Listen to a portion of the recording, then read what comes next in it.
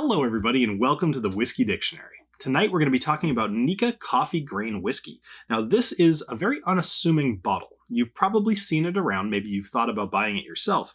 It's not necessarily the label that's ever going to draw your attention, although it does kind of stand in stark contrast with the malt that's typically right next to it. However, the fact that it's a $65 to $70 Japanese whiskey is probably what caught your eye. And maybe you've wondered to yourself, is this worth the money? Is this something I should buy? It's so much lower than all the other Japanese whiskeys. Well, tonight we're going to talk a little bit about the distillery, a little bit about the whiskey. We'll go into some nosing and some tasting and give you an overall about, at least from my opinion, whether I think it's worth it or not. So, first off, let's talk the distillery. Now, the Nikka distillery was founded by a man named Masataka Taketsuru. In 1918, he was sent over from Japan to Scotland, and he started being educated in Glasgow. Now, he ended up interning at 3 different Scottish distilleries to learn how to make whiskey.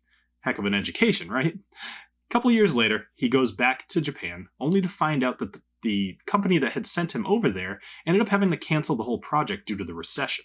So, suddenly he's found no work. And a little while later, he ends up getting kind of taken over, approached by this other company called Yamazaki that really wanted him because he was the only person in Japan who knew how to make whiskey. Kind of a crazy concept if you really think about it, but then again, we're talking the early 1900s. So they start up the Yamazaki distillery. He ends up working there for about 10 years until he really decides that he wants to do his own thing. So around 1940, he goes into Yoichi, Japan, and starts his own distillery called Nikka. Then a little while later, they put out their first batch called Nikka Whiskey, and the rest is history. So let's talk about this whiskey specifically. Now, this is Nikka Coffey Grain. Now, a coffee grain in this case does not refer to anything having to do with coffee beans, which is a totally reasonable mistake to make. Coffee in this case refers to Aeneas Coffey, who was the original creator of the coffee still, also known as the continuous still, or nowadays the column still. And this is just a way for distillate to be, kind of basically how to make whiskey, right? I'll save that whole still conversation for another episode. But a column still is a way to distill whiskey. These coffee stills, as I was alluding to, are not very easy to maintain, and they're not very efficient. So because of that, you choose them specifically for the flavor profile that's presenting you. And that is exactly what happened here. So this is 45%. And I appreciate that because it's not 40. They could have gone 40. They could have even done 43. But they chose to go 45, which is nice. Thank you. But I do think that's an interesting choice because it kind of forces them to raise the price. And we'll get into this a little bit in the overview, but the price is something that's going to come up as far as a factor here, whether this is worth your money or not. This was released in 2012. It's no age statement, which makes a little bit of sense. I don't know that this has ever been an age statement, but I do know that Japan is running out of stock. So it's certainly not going to be anytime soon. Now, here's an interesting thing. This is predominantly made of corn. It's 95% corn, 5% malted barley. And that is so strange to me because it's just not at all what you would expect from a Japanese whiskey. Typically, a Japanese whiskey is going to be similar to a Scotch. So I think that'll come into play a bit in the nosing and the tasting here. But let's go ahead and get into the nosing and the tasting. While I'm doing this, consider checking out, if you like what you're seeing here, consider subscribing or at least like the video. The thumbs up helps a lot. Subscribe is how you get to see more of these, and hopefully you're enjoying yourself. So if you're not, then you should have a whiskey in your hand. You'll enjoy it much more. All right, here's to the Japanese whiskey. Let's just go ahead and get into the nose. Now, this is interesting. Now, clearly it's not my first time nosing this, but every time that I do, it's a little bit surprising to me because that 95% corn is definitely giving a very specific nosing profile. And it smells like bourbon, right? It's 95% corn. Of course it's going to smell like a bourbon. It's aged in oak barrels. So that's peculiar.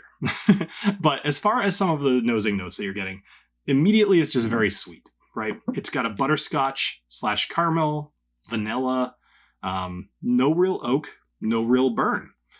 It's very basic, but it does smell like a bourbon. Vanilla, caramel, butterscotch. There you go. Not much more to say. All right, let's go ahead and have a taste. Cheers.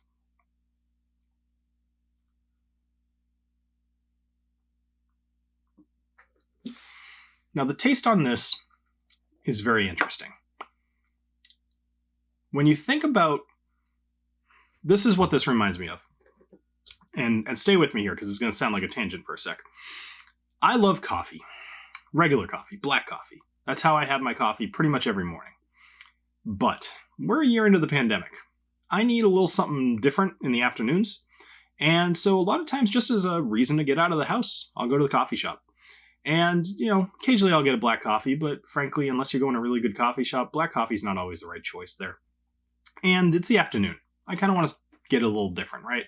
Like sometimes I'll get a latte or whatever, but a lot of times I just get this like kind of caramel, the pour shot thing. I'm not talking about Dunkin' Donuts. I'm talking about like a real place. I get the caramel shot into my coffee.